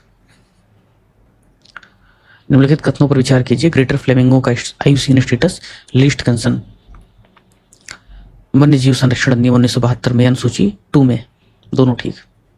IUCN international union for conservation of nature and natural species least concerned, vulnerable, endangered, critically endangered, extent in wild और एक्सटेंट, इस टाइप की कैटेगरी बनाता है। लीस्ट कंसर्न्ड है, दिक्कत की बात नहीं। वल्नरेबल मतलब चिंता की बात है, भले वो विलुप्त नहीं हो रहे हैं, जैसे कि ओलिव रिडले टर्टल, बहुत ज़्यादा है लेकिन उनका अगर नेस्टिंग ग्राउंड बर्बाद हुआ तो ख़त्म हो जाएंगे। एंडेंजर्ड मतलब भाई बहुत खतरा है। क्रिटिकली एंडेंजर्ड मतलब 50-60 लोग ही बचे हैं, कुछ 100 लोग ही बचे। और एक्सटेंट इन वाइल्ड जंगलों में है ही नहीं, उनको हम अब सिर्फ चिड़ियाघर वगैरह में ही XC2 कंजर्वेशन मेथड में ही देख सकते हैं। और एक्शन मतलब गायब हो गए, जैसे चीता गायब हो गए थे 1952। 2025 प्रतिवर्ष आयुर्वेद दिवस किस तिथि को, निश्चित तिथि को बनाया जाएगा? 23 सितंबर। टोबैको डे, वो डे मनाया जाता रहा है, तो आयुर्वेद दिवस भी 23 सितंबर, ध्यान रखना। अगला, आदर्श संस्कृत ग्राम योजना किस राज्य में शुरू की गई? वही उत्तराखंड, देववाड़ी। भारत का पहला ई वेस्ट रिसाइकलिंग इको पार्क कहाँ स्थापित किया गया? इसका आंसर नई दिल्ली के होलामी कला में। इंदौर को भारत का पहला भिखारी मुक्त शहर घोषित किया गया, स्टेटमेंट 1 है। ये उपलब्धि स्माइल योजना के तहत हासिल हुई, स्टेटमेंट 2 है। ये दोनों सही, लेकिन तीसरा स्टेटमेंट कह रहा है 2019 में से शुरू किया गया, नहीं 2022 में शुरू किया गया। भारत की पहली विधानसभा जिसने कार्यवाही में अपने और बहसों के लिए सर्चेबल एक इंजन तैयार किया है, वो कौन सी विधानसभा है? पंजाब की। ऑपरेशन चक्र 5 के बारे में बताओ। इसे सीबीआई ने लॉन्च किया, ठीक है। इसका उद्देश्य ट्रांसनेशनल यानी अलग अलग जगहों से, अलग अलग राष्ट्रों से जो साइबर क्राइम्स हो रहे हैं उनके सिंडिकेट को काउंटर करना है, दोनों से ही। ऑपरेशन मेघ से कंफ्यूज मत करना, वो ऑनलाइन जो चाइल्ड एक्सप्लॉयटेशन के लिए जो कंटेंट उपलब्ध है उसके खिलाफ, ठीक है, जो उनका शोषण होता है। भारत का पहला समर्पित आर्टिफिशियल इंटेलिजेंस यूनिवर्सिटी किस राज्य में स्थापित किया जाएगा? महाराष्ट्र। एशिया का सबसे बड़ा शैलो वेब बेसिन कहाँ स्थापित किया गया है? IIT मद्रास। ठीक, ये जो है एशिया का सबसे बड़ा है, इसका उपयोग कोस्टल इंजीनियरिंग और ओशियन स्ट्रक्चर्स जो है उस पर रिसर्च करने के लिए यूज किया जाएगा। एविएशन सेफ्टी रेगुलेटर्स के बारे में विचार कीजिए। एक्चुअली इसलिए क्योंकि जो अहमदाबाद का दुर्भाग्यपूर्ण प्लेन क्रैश हुआ उसके बाद ही चर्चा में आ गई थी अपनी प्रिलिमिनरी रिपोर्ट और जांच की वजह से। तो एयरक्राफ्ट एक्सीडेंट इन्वेस्टिगेशन जो ब्यूरो है उसकी स्थापना 2012 के तहत की गई, और ऑफकोर्स जो उड्डयन मंत्रालय है उसके तहत की गई। हेडक्वार्टर बेंगलुरु में है, जबकि जो DGCA director general of civil aviation उसको बहुत पहले 1978 में स्थापित कर दिया था इसी एविएशन मिनिस्ट्री के कार्यालय के रूप में। इसका हेडक्वार्टर दिल्ली में है, और DGCA कह रहा है कि स्टैट्यूटरी बॉडी है। तो दूसरा और तीसरा ही खाली सही है, जो एयरक्राफ्ट एक्सीडेंट इन्वेस्टिगेशन जो ब्यूरो है उसका हेडक्वार्टर कह रहे हैं नई दिल्ली में है, बेंगलुरु में नहीं। ठीक है। और डीजीसी की स्थापना 1978 दिल्ली में हुई थी, ये भी ठीक बात है। 2020 से इसको स्टेट्यूटरी दर्जा दिया गया, यानी कानून पास करके इसको वैधानिक दर्जा दे दिया गया। तो खाली पहले वाले में एक फैक्ट गलत क्या था, बेंगलुरु में ना होकर के दिल्ली में हेडक्वार्टर है, बाकी ठीक। एयर इंडिया AI-171, ये नाम याद रखना। अहमदाबाद क्रैश किस तारीख को हुआ था, भले दुर्भाग्यपूर्ण है बट इसके बारे में इंफॉर्मेशन पूछी जा सकती है। तो AI-171 था और हुआ था एक्सीडेंट 12 जून 2025 को, उड़ान भरने के 32 सेकंड बाद। एयर इंडिया AI-171 पर कौन से राष्ट्र के लोग सवार नहीं थे, तो अमेरिकन नहीं थे, बाकी उसमें पोर्टुगीज, ब्रिटिश, इंडियन सब थे, कनाडियन। निम्नलिखित में से अमृत भारत स्टेशन योजना और प्रधानमंत्री द्वारा 103 स्टेशनों के उद्घाटन के संबंध में कौन सा कथन सही? कह रहा है इसकी शुरुआत अमृत भारत स्टेशन की 2024 में हुई, नहीं भाई 2022 में हुई। उत्तर प्रदेश में रीडेवलप किए जाने वाले स्टेशन की ऐसी संख्या सबसे अधिक है, बिल्कुल सबसे पॉपुलर स्टेट सबसे ज्यादा है। और फिर तीसरा है कि इसका जो जोर है वो जो रीजनल वास्तुकला है उसको रखना है, बेहतर फैसिलिटीज है, वन स्टेशन वन प्रोडक्ट पर भी जोर देता है। तो अगर मान लो मधुबनी के साइड में है तो मधुबनी की पेंटिंग लगा दिया स्टेशन पर, लोग खरीद रहे हैं। प्रतापगढ़ का स्टेशन है तो आंवला वगैरह उधर कहीं रख दिया तो उससे भी उसका प्रचार हो जाएगा। तो मल्टी पर्पज ये एक दृष्टिकोण को दिखाता है। दूसरा तीसरा ठीक है, 2022 में स्टार्ट किया गया था। 22 मई 2025 को प्रधानमंत्री नरेंद्र मोदी ने अमृत भारत स्टेशन के तहत 103 जो पुनर्विकसित रेलवे स्टेशन का वर्चुअल उद्घाटन किया। वो कहाँ से किया? देशनोक, बीकानेर, राजस्थान। एक फैक्ट और होना चाहिए, यूपी से कितने हैं वो तो जरा देखना है ना। अच्छा है इसमें 19 है यूपी से, 103 में से सबसे ज्यादा यूपी से हैं और वो 19। उसके बाद गुजरात में 18, महाराष्ट्र में 15, तमिलनाडु में 9। मन की बात कार्यक्रम में प्रधानमंत्री ने, चूंकि वो स्मार्ट सिटी में कितने यूपी से हैं इस तरह के सवाल पूछ ही रहा था, तो प्रधानमंत्री ने मन की बात में कहा कि बाघ संरक्षण के लिए सोलिका जनजाति ने बहुत अच्छा काम किया है। तो ये जो सोलिका जनजाति कौन से टाइगर रिजर्व में रहती है? वो रहती है Biligiri Rangaswamy tiger reserve, bill Shri Rangaswamy मंदिर टाइगर रिजर्व, BRT। और कहाँ पे है? कर्नाटका। ठीक। वनतारा बहुत चर्चा में है, एक पेट एग्जाम्पल है, एक क्या कहेंगे, पानी लगाने का, एक लीप आपूर्ति करने का, और कोई कितना भी कह ले बहुत दुर्भाग्यपूर्ण है कि मतलब आरोप को नकार देना है वो भी इंस्टीट्यूशनल तरीके से। तो आनंद फानन में SIT, असहमति का अधिकार सबको होना चाहिए। SIT के बाद 12-15 दिन में या कुछ ही दिन में उसकी जांच, सैकड़ों इन्वेस्टिगेशन सब पूरे हो जाते हैं, क्लीन चिट दे दी जाती है, लिफाफा का जो रिपोर्ट है किसी को शेयर नहीं किया जाता है। स्ट्रेंज, ठीक नहीं होना चाहिए। इससे क्या होता है ना कि इंस्टीट्यूशंस की साख प्रभावित होती है। बाकी SITs में सालों लगते हैं, आपकी SIT में कुछ ही दिनों में, कुछ ही वीक में हो जाती है। और ऊपर से आप ट्रांसपेरेंसी के लिए किसी को बताते नहीं, फिर जजमेंट में लिखा जाता है कि अब इस मामले में कोई फर्दर FIR या कंप्लेन नहीं हो सकती। तो भाई जब लिफाफे में क्या है आप बता ही नहीं रहे हैं तो कैसे लोगों को पता चलेगा कि सारे जो इशूज हैं वो सेटल हो गए, आउटस्टैंडिंग? हो सकता है कोई नया इशू हो जिस पर नजर ही न गई हो SIT की, तो बिना पब्लिक में आए उस रिपोर्ट को कैसे पता चलेगा वो इशू सेटल हुआ या नहीं? मतलब प्रिंसिपल ऑफ नेचुरल जस्टिस भी तो एक नाम की चीज है, और न्याय होते हुए दिखना भी तो चाहिए, न्याय सिर्फ होना थोड़ी चाहिए। ठीक, बाकी तो ज्ञानी लोग हैं सब। वनतारा जो है एक पशु बचाव केंद्र है, इसके बारे में क्या सही है? जामनगर गुजरात में है और मार्च 2025 में नरेंद्र मोदी प्रधानमंत्री ने उद्घाटन किया। ठीक है। ये केंद्र एक सार्वजनिक सुविधा के रूप में संचालित होता है जहां पर्यटकों की पहुंच नहीं, यार पर्यटकों को नहीं आने दिया जाता, सिर्फ डिस्प्ले। ठीक, पशु कल्याण पर खाली केंद्रित। तीसरा, इसको कारपोरेट कैटेगरी में राष्ट्रीय पुरस्कार से सम्मानित किया गया। ठीक, चर्चा में इसलिए जान लो, बाकी इस पे तो मेंस मैंने बताया था कि वनतारा जो है, वनतारा को जो है यहाँ पे मेंस में वाइल्ड लाइफ कंजर्वेशन एफर्ट की लिमिटेशन में इंटरनेशनल रूल, नेशनल रूल के वायलेशन, पर्याप्त निगरानी और एनफोर्समेंट का अभाव, इसमें आप कोट कर सकते हो। ये एडिटोरियल न्यूज थी और इस पर एक MCQ था कि विवाद जो है वनतारा के अगस्त में कराया था।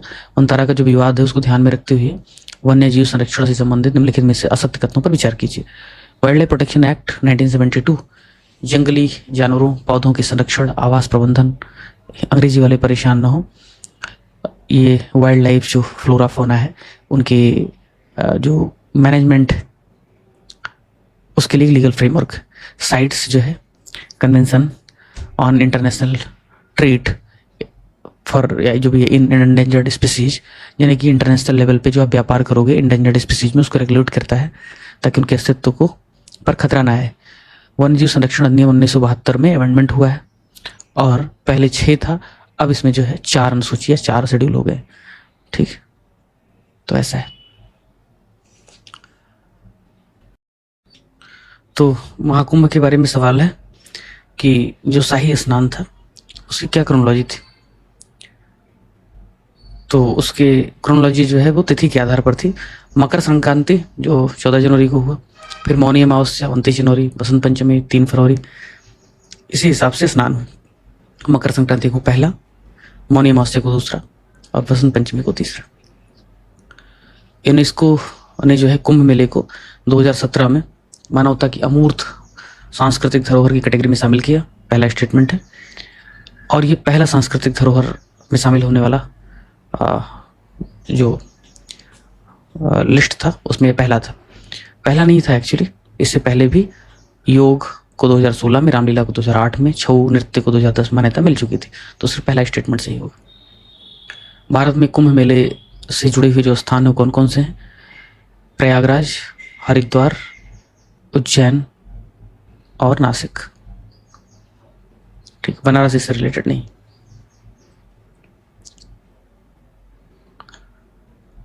अगला प्रश्न, उत्तर भारत की पहली परमाणु ऊर्जा परियोजना के बारे में विचार करना है। ये परियोजना गोरखपुर गांव, फतेहाबाद जिला, हरियाणा में स्थापित की जा रही है। इसकी कुल क्षमता 2800 मेगावाट होगी। ठीक, तो 700 मेगावाट के 4 रिएक्टर होंगे, टोटल 2800 मेगावाट कैपेसिटी होगी। हरियाणा में गोरखपुर गांव, गोरखपुर से यूपी में समझ लेना। भारत का पहला वाणिज्यिक सेमीकंडक्टर फैब कहाँ स्थापित किया जा रहा है? धुलेरा, गुजरात।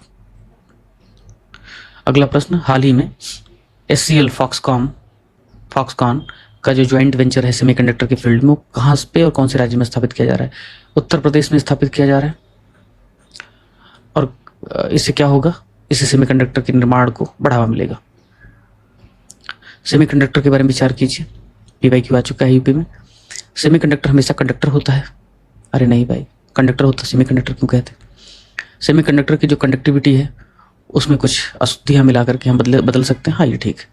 सिलिकॉन और जर्मेनियम सेमीकंडक्टर के कॉमन एग्जाम्पल है। दूसरा तीसरा स्टेटमेंट बिल्कुल ठीक। सेमिकॉन इंडिया 2025 में कौन सा स्वदेशी सेमीकंडक्टर लॉन्च किया गया? उसका नाम था Vikram 32 bit micro processor. 2025 Pahalgam हमले की जिम्मेदारी शुरुआत में कौन से टेररिस्ट ऑर्गेनाइजेशन ने लिया? The resistance front.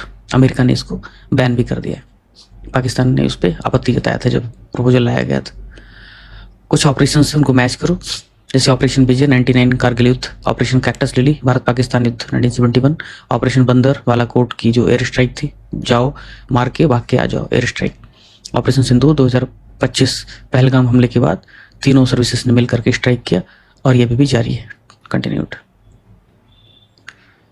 सिंधु जल संधि या इंडस वाटर ट्रीटी के बारे में क्या सही नहीं है? ऑलरेडी इस पे हमने सिंधु जल समझौता भूत, वर्तमान तथा भविष्य मेंस के लिहाज से, हर लिहाज से, प्रीलिम के लिहाज से पढ़ा हुआ है। अभी समय नहीं है, लेकिन प्रीलिम के बाद इसको देख लेना, ठीक है।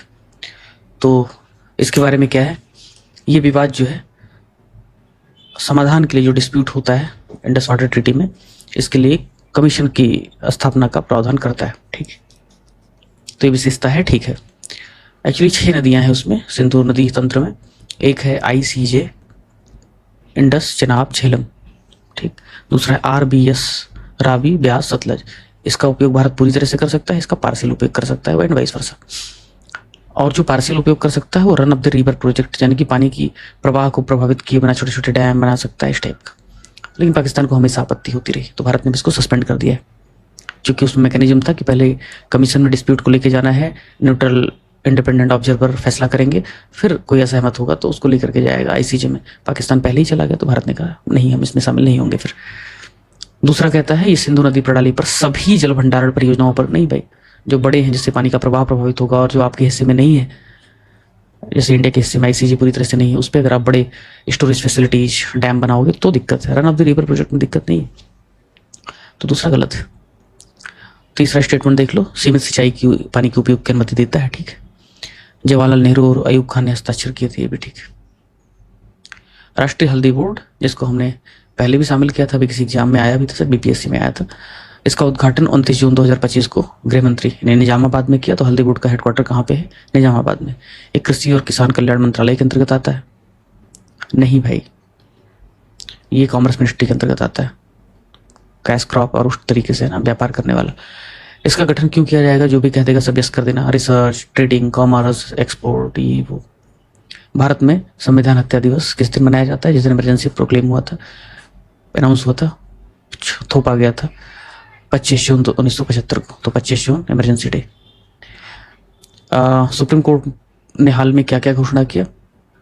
नया ध्वज और चिन्ह अनावरण किया। और किसने किया? नरेंद्र मोदी प्रधानमंत्री ने। नहीं, सुप्रीम कोर्ट है तो उसका चीफ जस्टिस करेगा, तो पहला ही गलत हो गया। दूसरा, लेडी जस्टिस की मूर्ति का अनावरण किया सीजीआई ने, ठीक है। लेडी जस्टिस की पहली मूर्ति 1872 में कोलकाता हाई कोर्ट में स्थापित की गई, ये भी ठीक है। दूसरा तीसरा ठीक है। अब उसकी आंख पे जो लगी पट्टी थी वो हटा दिया, खोल दिया गया। कानून अंधा नहीं होता, सब दिखता है। मिशन फॉर आत्मनिर्भरता इन पल्सेस, दालों में आत्मनिर्भरता के बारे में क्या सही है?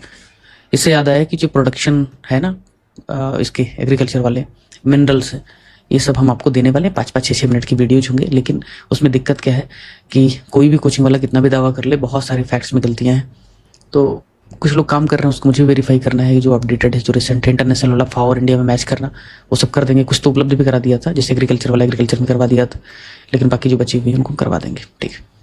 आने वाले एक हफ्ते में बहुत सारे वीडियो छोटे छोटे आपको देखने को मिलेंगे। तो मिशन फॉर आत्मनिर्भरता इन पल्सेस में कह रहे 25-26 के पीरियड में शुरू किया गया। 6 सालों में दालों में आत्मनिर्भरता हासिल करना है। बजट में 1000 करोड़ दिया गया है। इसका फोकस अरहर यानी तूर की दाल, मूंग, मसूर जैसी दालों पर केंद्रित है। तो तीसरा जो स्टेटमेंट है ना, इसमें मूंग शामिल नहीं। जो सबसे ज़्यादा भारत में खाया जाता है वो मूंग तो है नहीं, वो अरहर है, चना है, ये सब, ठीक। उड़द है, तो इसमें चना भी नहीं, उड़द है, अरहर है और मसूर है, मूंग नहीं। भारत विश्व का सबसे बड़ा उत्पादक है दालों का, उपभोक्ता भी है और आयातक भी। पॉपुलेशन इतनी ज़्यादा है, वेजिटेरियन है, प्रोटीन के लिए दालों पर निर्भर है। तो 1 to 4 इसका आंसर। अगला सवाल है एसर्सन और रेंजिंग का। 2019 की तुलना में 2024 लोकसभा चुनाव में नोटा का वोट शेयर घटा, ठीक है। 19 और 24 के बीच पंजीकृत मतदाताओं की कुल संख्या कम होगी, बिल्कुल गलत बात है। हर साल हमारे यहाँ 18 साल से ऊपर के लोग बढ़ जाते हैं, तो रजिस्टर्ड मतदाता हमेशा बढ़ेंगे, कम नहीं होंगे। SIR वगैरह करके वोटिंग लिस्ट में कुछ ना कुछ इधर उधर कट पिट जो होता है वो कितना ही एडिटिंग में कितना चला जाएगा, बढ़ते जाता है। 2024 में 18वीं लोकसभा में कितनी महिला सांसद चुनी गई, ऐसे सवाल पूछा जाता है, तो 74, ठीक। मेंस में हम लोग खूब लिखते हैं ना कि 10% भी रिप्रेजेंटेशन नहीं है महिलाओं का, क्योंकि भाई 74 है, 500 समथिंग चुने गए, तो 10-15% लगभग हो गया यार। हाँ ठीक है, तो 15% है, जो कम है ना, कम से कम 33% रिजर्वेशन की बात हो रही, तो 33 तो होना ही चाहिए। अब कौन कहाँ का मुख्यमंत्री है, मैच कर लो। तो पेमा खांडू कहाँ के हैं? अरुणाचल के। नीतीश कुमार पता ही है। मोहन मांझी कहाँ के हैं? उड़ीसा के। प्रेम सिंह तमांग है सिक्किम के। फिर अगला ये हमने दिया था आरओ की कंपाइलेशन में भी, और अभी बीपीएससी में पूछा भी है किसमें, कि गवर्नर मैच करना है। तो आरिफ मोहम्मद खान कहाँ के गवर्नर है? बिहार के। मनोज सिन्हा JNK के वो है लेफ्टिनेंट गवर्नर, और ओम प्रकाश माथुर जो है वो हैं कहाँ के? सिक्किम के। और बंडारू दत्तात्रेय हरियाणा के गवर्नर। क्रूज भारत मिशन को लागू करने के लिए नोडल प्राधिकरण कौन सा है? पोत, नौवहन और जलमार्ग मंत्रालय। क्रूज भारत मिशन क्या लक्ष्य हासिल करेगा 2029 तक? क्रूज यात्री यातायात को दुगना करने का लक्ष्य। केन बेतवा नदी परियोजना के बारे में कौन सा कथन सही है? ये नेशनल प्रोजेक्ट है, और पहला जो है इंटरलिंकिंग प्रोजेक्ट, ठीक। अगला, केन बेतवा परियोजना MP और UP दोनों को लाभ पहुंचाएगी। इसका उद्देश्य 100 मेगावाट से अधिक जल विद्युत उत्पादन है। दोनों सही तो है, लेकिन जस्टिफिकेशन ठीक नहीं है, क्योंकि इससे सिंचाई वगैरह, पानी वगैरह उपलब्ध कराना ज़्यादा उद्देश्य है। भगवत गीता और नाट्यशास्त्र को यूनेस्को की memory of the world register में शामिल किया गया, ठीक है। ये भारत की सॉफ्ट पावर बढ़ाएगा, ये भी ठीक है। जो प्राचीन पांडुलिपियां हैं इनकी, उसमें फिलोसॉफी, एस्थेटिक्स, इन सब के बारे में बात की गई, जो धरोहर है, ये भी ठीक है, जस्टिफिकेशन भी ठीक है। Maratha military landscape of India के बारे में देखो, 44वीं विश्व धरोहर साइट है भारत की, कह रहा है। दूसरा 2025 एक्चुअली ये महाराष्ट्र में है। ये निर्णय 2025 में पेरिस में आयोजित जो यूनेस्को विश्व धरोहर समिति का 47वां सत्र है, उस दौरान ये निर्णय लिया गया। और कह रहा है इस नामांकन के अंतर्गत सभी के लिए केवल महाराष्ट्र में स्थित, तो सही बात है, मराठा मिलिट्री लैंड इसके महाराष्ट्र में तीसरा ठीक है, लेकिन ऊपर के जो दो नहीं गलती हो गया, इसमें कुछ तमिलनाडु में भी है, जिंजी किला, ठीक, उसको भी नॉमिनेट किया गया है, तो तीसरा गलत हो गया, बाकी दोनों ऊपर के सही है। 44 में है और पेरिस में हुआ था 47वां समिट यूनेस्को का। एक बार ठीक से देख लेना, कंफ्यूज हो रहा तो पॉज करके। थोड़ा फास्ट खत्म करता हूँ इसको, एक्चुअली 100 सवाल हमने बोला है टॉप 100, बट है 140 के आसपास, ठीक है। अब बात किया, अभी ब्रेक लिया था बीच में कि कितना है भाई, खत्म नहीं हो रहा है, तो बोला 100 आपने कहा था, और 100 उसके बाद में कुछ और सवाल बने थे तो 40 हो गया था। क्वेश्चन नंबरिंग नहीं किया एक्चुअली। अंजी खट जो पुल है वो भारत का पहला केबल स्टे रेलवे पुल है, ठीक है। चिनाब पुल उधमपुर श्रीनगर बारामूला रेल लिंक परियोजना का हिस्सा है, भी ठीक है। चिनाब पुल नदी तल से 359 मीटर ऊंचा है और लगभग 1315 मीटर लंबा है, तो ये तीनों स्टेटमेंट ठीक है। अगला कह रहा है उल्लास के बारे में, क्या सही है? ये जो है इसके अंतर्गत, उल्लास के अंतर्गत मिजोरम जो है कंप्लीट फंक्शनल लिटरेसी हासिल करने वाला भारत का पहला राज्य बना, ठीक है। और लद्दाख पहला यूटी बना, ये भी ठीक है। उल्लास के बारे में स्टैंडर्ड क्या है? स्टैंडर्ड है कि 15 साल से अधिक के जो लोग हैं उनमें 95% साक्षरता। अर्बन मोबिलिटी इंडिया कॉन्फ्रेंस 2024 के बारे में क्या सही है? कोची ने मोस्ट सस्टेनेबल ट्रांसपोर्ट सिस्टम का अवार्ड जीता, ठीक है। भुवनेश्वर ने बेस्ट पब्लिक ट्रांसपोर्ट सिस्टम का अवार्ड जीता, है भी ठीक है। 17वीं जो ये अर्बन मोबिलिटी इंडिया कॉन्फ्रेंस है, सम्मेलन है, अक्टूबर 2024 गांधीनगर गुजरात में आयोजित हुआ, तो ये भी ठीक है। अगला क्वेश्चन, एनपीएस वात्सल्य योजना को कौन रेगुलेट करेगा? वही जो पेंशन देखता है, पेंशन फंड जो रेगुलेटरी अथॉरिटी है, पीएफआरडी है। एनपीएस वात्सल्य खाता खोलने के लिए न्यूनतम अंशदान कितना होना चाहिए? मिनिमम 1000, कम से कम होना चाहिए 1000 का contribution. World audio visual and entertainment summit waves 2025 कहाँ आयोजित हुआ? नई दिल्ली, नहीं मुंबई में हुआ है, सॉरी मुंबई में। आदि थिरुवथिरई फेस्टिवल 2025 किस अवसर को मार्क करता है? राजेंद्र चोल प्रथम की जयंती और उनके समुद्री अभियान की 1000वीं वर्षगांठ। चैनल पे इसको प्रैक्टिस कराया था। एक और क्वेश्चन आप देख लीजिए, ये एमसीक्यू है, सॉरी पीवाईक्यू है, जो चोला एम्पायर पे आया हुआ है, आरओ में भी सवाल पूछा गया था, तो क्वेश्चन एक्सपेक्ट कर सकते हैं।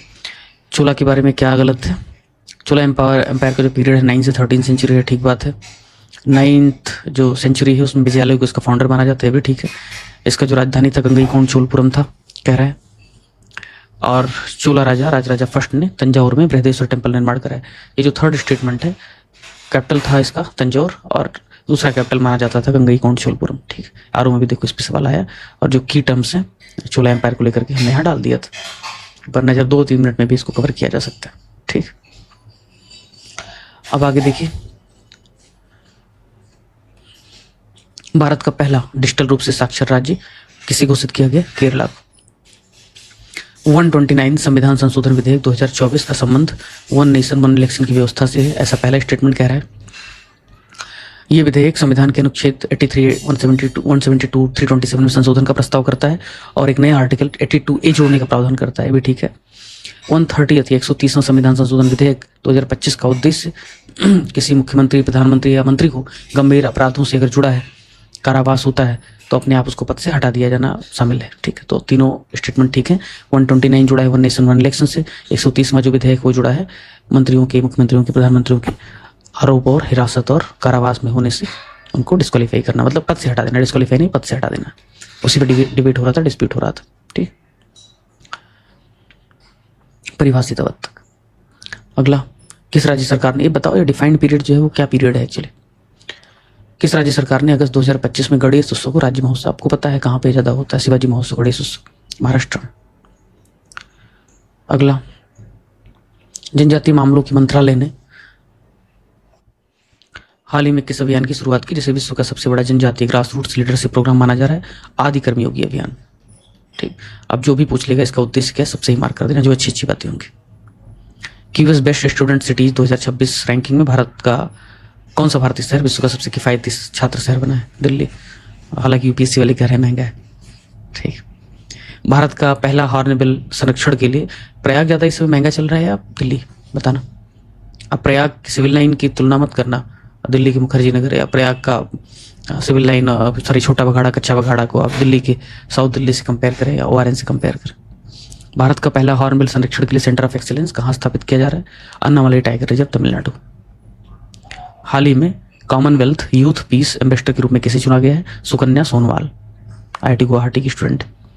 हाल ही में centre for research on energy and clean air CREA की मिड ईयर जो एयर क्वालिटी उसका जो असेसमेंट है उस हिसाब से भारत का सबसे पोल्यूटेड सिटी कौन सा है? बर्नीहाट, ठीक है, मेघालय और असम की सीमा पे। भारत का पहला डिजिटल नोमैड विलेज कहाँ पे? याकटेन, सिक्किम। तलाश कार्यक्रम नेस्ट द्वारा यूनिसेफ इंडिया के सहयोग से शुरू किया गया है, पहला स्टेटमेंट है। अगले प्रश्न का दूसरा स्टेटमेंट कहता है जो नेस्ट है वो जनजातीय कार्य मंत्रालय के अंतर्गत कार्य करता है। ये दोनों स्टेटमेंट ठीक है, लेकिन जो तीसरा स्टेटमेंट कह रहा है वो कह रहा है कि तलाश कार्यक्रम मुख्य रूप से टेक्निकल जो एजुकेशन है उसको सुधारने पर आधारित है। तो पहली चीज़ जो तलाश है, tribal aptitude life skills and self esteem hub, ये ट्राइबल स्टूडेंट के लिए विशेषकर एकलव्य मॉडल आवासीय विद्यालयों के लिए, न कि टेक्निकल एजुकेशन के लिए, स्टेम एजुकेशन के लिए। तो इसमें सिर्फ पहला दूसरा स्टेटमेंट ठीक है, तीसरा गलत है। अगला, किस IIT ने मॉसनेट प्राचीन मोडी लिपि को क्या लिख रहा है इसमें? हाँ, मोडी लिपि नहीं, मोडी लिपि होगा, देवनागरी लिपि में लिप्यंतरित यानी कि ट्रांसलिटरेट करने वाला विश्व का पहला AI मॉडल विकसित किया IIT रुड़की ने, ठीक। भारत का पहला, जहाँ पे दिक्कत लगे आप पॉज करके रुक जाया करो, और अदरवाइज तो आपने टेलीग्राम चैनल देखा ही है, यहाँ पे आपको ये PDF अभी मिल जाएगा और कोर्सेज में आपके तो 100% मिलेगा ही। भारत का पहला बटरफ्लाई अभयारण्य किस राज्य में स्थापित किया गया है? केरला में, ठीक है, कन्नौज जिले में। प्रधानमंत्री नरेंद्र मोदी की अगुवाई में 11वें अंतर्राष्ट्रीय योग दिवस के अवसर पर विश्व का अब तक का सबसे बड़ा योग सम्मेलन, जहाँ पे 3 लाख लोगों ने पार्टिसिपेट किया, कहाँ आयोजित किया गया? विशाखापट्टनम में। भारत का पहला राज्य कौन सा बना जिसने वरिष्ठ नागरिक आयोग या सीनियर सिटीजन कमीशन की स्थापना के लिए विधेयक पारित किया? केरला। बहुत बढ़िया, शानदार, सोशल सिक्योरिटी के लिए अच्छा काम कर रहे। भारत का 107वां राष्ट्रीय उद्यान नेशनल पार्क किसे घोषित किया गया? सिमलीपाल टाइगर रिजर्व को, और कौन से राज्य में है? उड़ीसा में, सिमलीपाल, माफ करना। बताओ, जब वर्ड और उसमें मैच न कर पाओ तो कौन सी प्रॉब्लम कहलाती है? ऐसी बीमारी है नहीं मुझे, लेकिन कई बार होता है, अगर पाल को आप माल पढ़ रहे हैं इस तरीके, डिस्लेक्सिया, क्या होता है डिस्लेक्सिया। तो हो गया ये मुझे लग रहा है 140 के आसपास सवाल है कुल, है ना। कौन गिनती करे, जितना इंपॉर्टेंट बना उतना कर दिया। अब एक बात बतानी है आपको कि ये जो सवाल है ना, अभी मैंने लिखा भी है चैनल पे यहाँ पे, कि जो टॉप 100 की जो सीरीज है नेशनल से इंटरनेशनल से ऐसे, ये जो हमने कंटेंट और लेक्चर दिया था आपको यहाँ पे करंट अफेयर का सब, ठीक है, नेशनल इंटरनेशनल ये सब उसके अलावा है, ठीक है। तो वो कंटेंट और लेक्चर आप देख लेना, पहले देख चुके होगे, अगर आप स्टूडेंट हो तो निश्चित तौर पे देखे होगे, नहीं है तो भी बहुत छोटे छोटे हैं यार, है ना, 30-30, 40-40 मिनट का नेशनल है, बाकी तो 5-5, 10-10 मिनट के, देख लेना एक बार। बाकी इन्हीं को हम अपने करंट अफेयर के टेस्ट में भी शामिल कर रहे हैं। आज तीसरा टेस्ट देखो हो गया यहाँ पे करंट अफेयर का, साइंस टेक और डिफेंस का था। इसके पहले दूसरा करंट का टेस्ट था होल इंटरनेशनल, उसके पहले नेशनल के 2 अपलोड हो चुके हैं, टोटल 4 हो चुके हैं एक्चुअली, है ना। फुल लेंथ भी चल रहा है और करंट भी चल रहा है साथ साथ में, दोनों आज एक दिन में ही। तो आप करिए कवर, थोड़ा ज़्यादा पढ़िए, 12-13 घंटा पढ़िए, भी हो जाएगा, इतना तनाव लेने की जरूरत नहीं। मिलते हैं फिर इंटरनेशनल के टॉपिक में। Good night.